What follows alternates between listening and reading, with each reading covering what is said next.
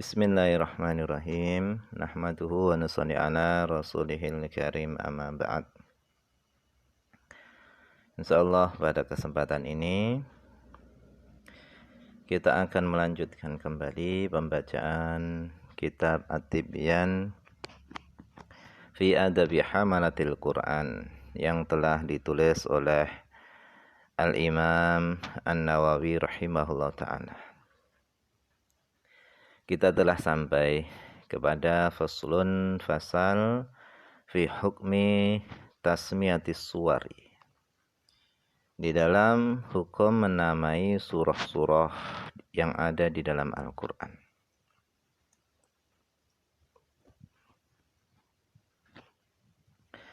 Beliau mengatakan, ya juzu boleh ayyuqala dikatakan suratul Baqarah.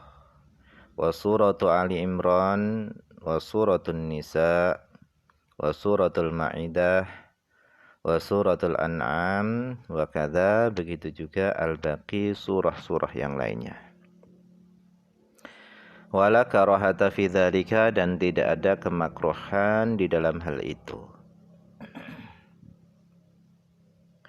Wa kariha ba'dul mutaqaddimina hadza dan sebagian ulama pendahulu itu memakruhkan hal ini. Wa qalu mereka mengatakan jika ingin mengatakan jangan mengatakan surah Baqarah. Yuqalu akan tapi as-suratul lati yudhkaru fiha al-Baqarah. Akan tapi katakan surah yang disebutkan di dalam surah tersebut al-Baqarah yaitu sapi. Wa suratul lati yudhkaru fiha Ali Imran dan surah yang disebutkan di dalamnya Alu Imran yaitu keluarga Imran. Wa suratul lati yudhkaru fiha An-Nisa dan surah yang disebutkan An-Nisa.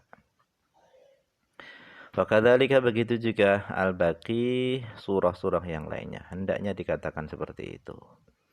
Akan tapi kata Imam An-Nawawi waswab akan tapi yang benar itu adalah al-awwalu yang pertama. La karohata, tidak ada kemakruhan sama sekali. Faqad sabata, sungguh telah tetap fi sahihain di dalam dua kitab sahih, Sahih Muslim dan Sahih Bukhari, an Rasulillah sallallahu alaihi wasallam daripada Rasulullah sallallahu alaihi wasallam qauluhu sallallahu alaihi wasallam. Suratu Al-Baqarati. Ini Nabi sendiri mengatakan suratul Baqarah. Wa suratul Kahfi dan surah Al-Kahfi. Ini sendiri yang bersabda adalah Nabi. Artinya berarti tidak masalah mengatakan surah Al-Baqarah dan surah Al-Kahfi. Wa ghairuhuma dan dari selain keduanya mimma daripada riwayat-riwayat la yuhsa yang tidak terhitung. Wa kadzalika begitu juga anis sahabah radhiyallahu anhum daripada sahabat radhiyallahu anhum. Qala Ibnu Mas'udin telah berkata Ibnu Mas'ud, hadza maqamul ladzi unzilat alaihi suratul Baqarah. Ini adalah tempat yang diturunkan di atasnya surah Al-Baqarah. Wa anhu dan daripada Ibnu Mas'ud juga fi sahihain di dalam kitab Sahihain. Beliau mengatakan qara'tu ala Rasulillah sallallahu alaihi wasallam suratan Nisa. Aku membacakan surah An-Nisa kepada Rasulullah sallallahu alaihi wasallam. Artinya sahabat di sini juga mengatakan surah An-Nisa tidak masalah. Ini dari riwayat sahabat. Wal haditsu adapun hadis-hadis wa aqwalus salaf dan perkataan-perkataan salaf fi hadza di dalam masalah ini itu aktsaru lebih banyak min antuhsara daripada dibatasi. Artinya sangat banyak sekali. Wa fi surah dan di dalam mengucapkan surah itu lughatani ada dua bahasa. Al-hamzu wa tarkuhu. Ada yang menetapkan hamzah, ada yang meninggalkan hamzah. Di atas wawu itu diberi hamzah suratu. Ada yang mengatakan seperti itu, ada yang membaca suratu tanpa hamzah. Wa tarku adapun meninggalkan hamzah itu afsahu lebih fasih. Wa huwal ladzi ja'a bihil Qur'an itulah yang didatangkan oleh Al-Qur'an tanpa hamzah.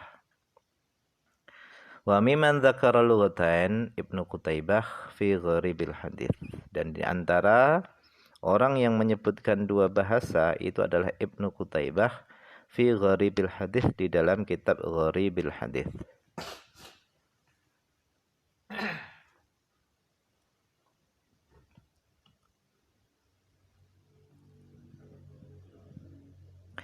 Faslun fasal fi hukmi nisbatil qiraah ilal a'immatil qurra.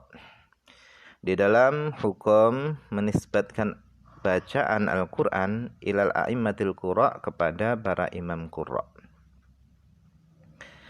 Wala yukrahu, dan tidak dimakruhkan, ayuqala, dikatakan, hadhihi qiraatu Abi Amr, ini adalah bacaannya Abu Amr.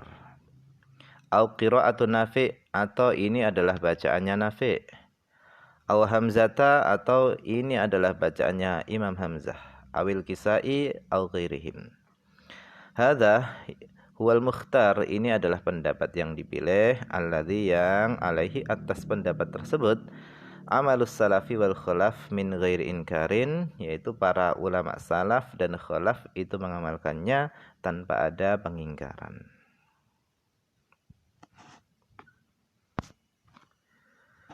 Wa rawa Ibnu Abi Dawud an Ibrahim an-Nukhai rahimahullahu taala, dan telah meriwayatkan Ibnu Abi Dawud daripada Ibrahim an-Nukhai rahimahullahu taala, qala, beliau berkata, kanu yakrahuna ayyuqala sunnatu fulanin wa qiraatu fulanin, adalah mereka dahulu itu memakruhkan, membenci dikatakan sunnatu fulanin, ini adalah sunnahnya fulan, atau ini adalah bacaannya fulan.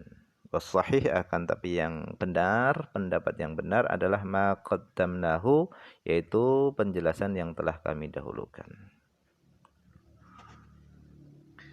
Faslun fasal fi hukmi ta'limil Qur'ani lil kafir, yaitu fasal menjelaskan tentang hukum mengajarkan Al-Qur'an lil kafir, bagi orang kafir. Hukum mengajarkan Al-Qur'an kepada orang kafir. La yumna'u, tidak dicegah, tidak dilarang, siapa al-kafiru, orang kafir, min sama'il Qur'an, daripada mendengar Al-Qur'an.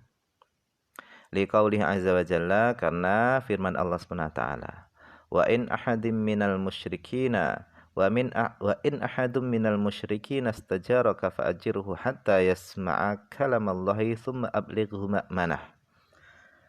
Wa in ahadum minal musyrikin, dan apabila seorang daripada kaum musyrikin itu meminta perlindungan kepadamu, fa'ajirhu, maka berilah dia perlindungan, hatta yasma'a kalam Allah, sampai dia mendengar kalam Allah. Artinya dari ayat ini, orang musyrik, orang kafir mendengar kalam Allah tidak dilarang. Wa yumna'u, dan dicegah orang kafir tadi, min masihil mushafi, daripada menyentuh mushaf. Wa hal yajuzu ta'limuhul Qur'ana, apakah boleh mengajarkan kepada orang kafir Al-Qur'an? Qala ashabuna, berkata sahabat kami, in kana la yurja islamuhu, jika tidak diharapkan dari kafir tadi keislamannya, lam yajuz ta'limuhu, maka tidak boleh mengajarkan kepadanya Al-Qur'an. Wa in rujia islamuhu, maka jika diharapkan Islamnya orang kafir tadi, fa fihi wajhan, di dalam masalah ini ada dua pendapat. As-sahhuhuma, yang paling sahih daripada keduanya, ya juzu, boleh mengajarkan kepada kafir tadi, rojaan, karena berharap li islamihi, masuk Islamnya kafir tadi. Wasani, yang kedua, pendapat yang kedua, la yajuz, mengatakan tidak boleh. Kama la yajuzu bai'ul mushaf minhu, sebagaimana tidak diperbolehkan menjual mushaf kepadanya. Wa in rujiya islamuhu, meskipun diharapkan keislamannya. Wa amma idza ra'ainahu yata'allamu, adapun apabila kita melihatnya itu yata'allamu, sedang mempelajari Al-Qur'an, fahal yumna, apakah dia harus dicegah, harus dilarang? Fihi wajhan, di dalam masalah ini ada dua pendapat, yaitu dilarang yang pertama, yang kedua tidak masalah, enggak perlu dilarang. Faslun fasal fi hukmi kitabatil Qur'an li ruqyah, di dalam hukum menulis Al-Qur'an untuk ruqyah, untuk penyembuhan.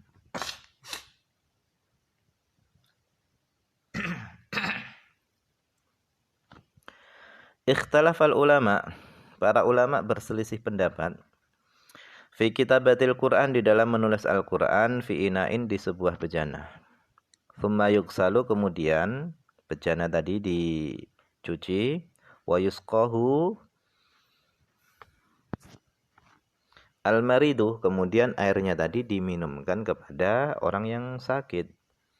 Jadi Al-Qur'an ditulis di sebuah bejana, kemudian bejananya tadi dicuci, kemudian air bekas cucian tadi itu diminumkan kepada orang yang sakit. Qala Al-Hasan wa Mujahid wa Abu Qilabah wal Auza'i, mereka berkata la ba'sa bihi, tidak masalah yang demikian itu. Wa kariyahu An-Nakhai, akan tapi Imam An-Nakhai itu memakruhkannya.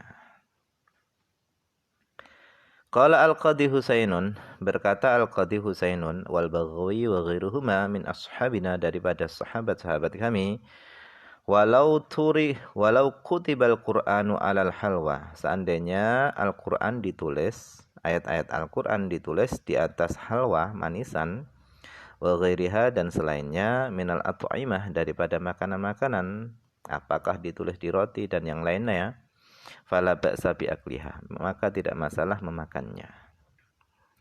Qala Al-Qadhi Husainun, telah berkata Al-Qadhi Husain, walau kutiba ala khasyabatin, seandainya ayat-ayat Al-Qur'an atau Al-Qur'an itu ditulis di sebuah kayu, kuriha, maka dimakruhkan ihraquha, yaitu membakarnya.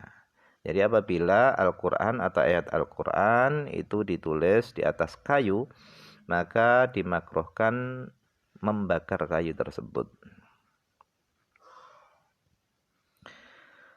Faslun fasal fi hukmi naqshil Qur'an alal haitan wa thiyab, yaitu hukum mengukir dinding-dinding dan pakaian-pakaian, wa fi hukmi kitabatil haruz, dan di dalam hukum menulis jimat. Jadi pasal ini menjelaskan tentang hukum mengukir Al-Qur'an pada dinding-dinding dan pakaian, dan pada hukum menulis jimat. Madhabuna, madhab kami, mengatakan annahu yukrahu, bahasanya dimakruhkan, naqsul hitan, yaitu mengukir dinding-dinding, wathiyab, dan pakaian, bil Qur'an, dengan Al-Qur'an. Jadi dinding itu ditulis, diukir dengan kaligrafi dan yang lainnya, itu makruh. Wa bi asma'illahi ta'ala, dan dengan nama-nama Allah, itu juga makruh. Wa qala Ata', Imam Ata' berkata, la ba'sa bi katbil Qur'an fi qiblatil masjidi, tidak masalah dengan menulis ayat Al-Qur'an atau ayat-ayat Al-Qur'an di arah kiblat masjid, itu tidak masalah. Wa amma kitabatul haruz minal Qur'an, adapun menulis jimat itu daripada Al-Qur'an, faqala Malikun, maka Imam Malik berkata, la ba'sa bihi, tidak masalah dengannya. Idza kana fi qasabatin, apabila tulisan tadi berada pada sebuah kayu atau bambu, au jildin, atau pada kulit, wa khuriza alaihi, dan dijahit atasnya, itu tidak masalah.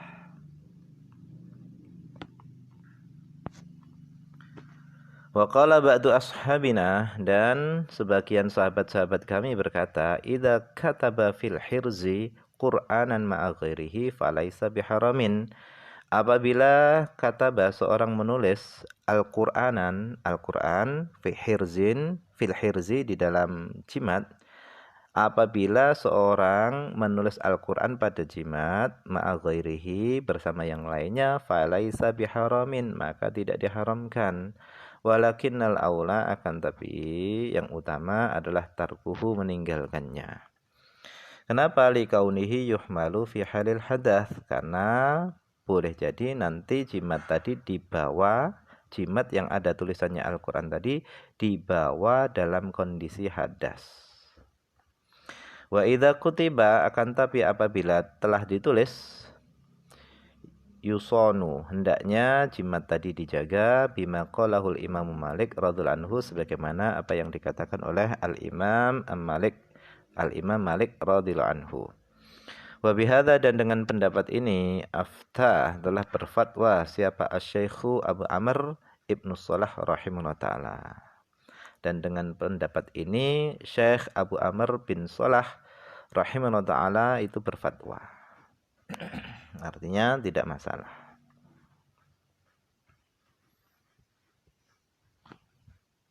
Faslun, fasal fi nafthi ma'al Qur'an li ruqyah, yaitu di dalam meniup bersama Al-Qur'an atau ayat-ayat Al-Qur'an li ruqyah, untuk ruqyah. Rawabnu Abi Dawud an Abi Juhaifata as-Sahabi radhiyallahu anhu wasmuhu Wahb bin Abdillah. Waqil, dikatakan ghairuhu, namanya itu selainnya, bukan Wahab bin Abdillah. Wa anil Hasan al-Basri wa Ibrahim an-Nukhai annahum, bahasanya mereka semua itu karihu, mereka memakruhkan dzalika, hal itu, yaitu meniup dengan ayat-ayat Al-Qur'an untuk ruqyah. Mereka yang disebutkan tadi itu memakruhkan. Wal mukhtaru, akan tapi pendapat yang dipilih, anna dzalika, bahasanya hal itu ghairu makruhin, tidak dimakruhkan. Bal huwa sunnatun mustahabbatun, bahkan hal itu adalah kesunahan yang dianjurkan. Faqad tsabata, sungguh telah tetap, dari Aisyah radhiyallahu anha, telah tetap daripada Aisyah radhiyallahu anha, anna Nabiy sallallahu alaihi wasallam, bahasanya Nabi sallallahu alaihi wasallam, idza awa ila firashihi, apabila Nabi datang kepada tempat tidur beliau, kullal lailatin, setiap malam, jamaah, maka beliau mengumpulkan kafaihi, kedua telapak tangan beliau, thumma, kemudian nafatha, beliau meniup, fihima, pada kedua telapak tangannya, wa qara'a fihima, kemudian Nabi membaca pada dua telapak tangannya tadi, qul huwallahu ahad, wa qul a'udzu birabbil falaq, wa qul a'udzu birabbin nas. Thumma, kemudian yamsahu, Nabi mengusap, bihima, dengan dua telapak tangan tadi, mastata'a, apa yang beliau mampu, min jasadihi, dari jasad beliau. Yabda'u, beliau mulai, bihima, dengan dua telapak tangannya tadi, ala ra'sihi, atas kepalanya, wa wajhihi, dan wajah beliau. Wa ma aqbala min jasadihi, dan apa yang menghadap daripada jasad beliau, artinya bagian depan jasad beliau. Yaf'alu dzalika thalatha marrat, beliau melakukan hal itu 3 kali. Rawahul Bukhari wa Muslimun fi sahihaihima. Hadis ini diriwayatkan oleh Imam Bukhari dan Muslim dalam kitab dua sahih keduanya. Wa fi riwayatin, dan di dalam satu riwayat, fi sahihain, di dalam dua kitab yang sahih, yaitu Sahih Bukhari dan Muslim juga, ziyadatun, ada tambahan, ala hadza, atas hadis ini. Fafi ba'diha, maka di dalam sebagian riwayat tadi, qalat Aisyah radhiyallahu anha, falamashtaka, maka tatkala Nabi mengeluhkan rasa sakit, kana ya'muruni, maka adalah Nabi memerintahkan aku, ayaf'ala dzalika, an af'ala dzalika, supaya aku melakukan hal itu, bihi, terhadap Nabi. Wa fi ba'diha, dan di dalam sebagian riwayat lagi, kana Nabi sallallahu alaihi wasallam, adalah Nabi sallallahu alaihi wasallam itu yanfuthu ala nafsihi, beliau meniup atas dirinya sendiri, fil marodi, pada sakit, alladzi, yang mata beliau meninggal, fihi, pada sakit tadi, bil muawwidzat, dengan ayat-ayat muawwidzat, yaitu tadi itu qul a'udzu birabbil falaq dan qul a'udzu birabbin nas. Faqalat, kemudian Aisyah tuh, kemudian Aisyah berkata, falamma thaqulah, maka tatkala sakit Nabi itu semakin berat, kuntu anfuthu alaihi, akulah yang meniup kepada Nabi, bihinna, dengan muawwidzat tadi, ayat-ayat muawwidzat, wa amsahu, dan aku mengusap, biyadi nafsihi, dengan tangan beliau sendiri. Kenapa? Li barokatiha, karena berkahnya tangan beliau sendiri, karena berkahnya tangannya Rasulullah SAW. Jadi yang membacakan adalah Aisyah, meniupnya adalah Aisyah, tapi mengusapnya pada jasad Nabi itu adalah dengan tangan baginda Rasulullah sallallahu alaihi wasallam sendiri. Kenapa? Karena berkahnya tangan baginda Rasulullah sallallahu alaihi wasallam. Wa fi ba'diha, dan pada sebagian riwayat, kana idzashtaka, apabila Nabi itu kana adalah idzashtaka, apabila Nabi mengeluhkan rasa sakit. Ketika Nabi mengeluhkan rasa sakit, yaqra'u, Nabi membaca ala nafsihi, atas dirinya sendiri, bil muawwidzat wa yanfuthu, dan Nabi meniupnya sendiri. Qala ahlul lughah, berkata ahli bahasa, an-nafthu, yang dimaksud dengan an-nafthu itu adalah nafkhun latifun bila riq, yaitu tiupan yang lembut tanpa ludah. Yaitu yang dikatakan nafthu itu adalah tiupan lembut tanpa adanya ludah. Wallahu a'lam.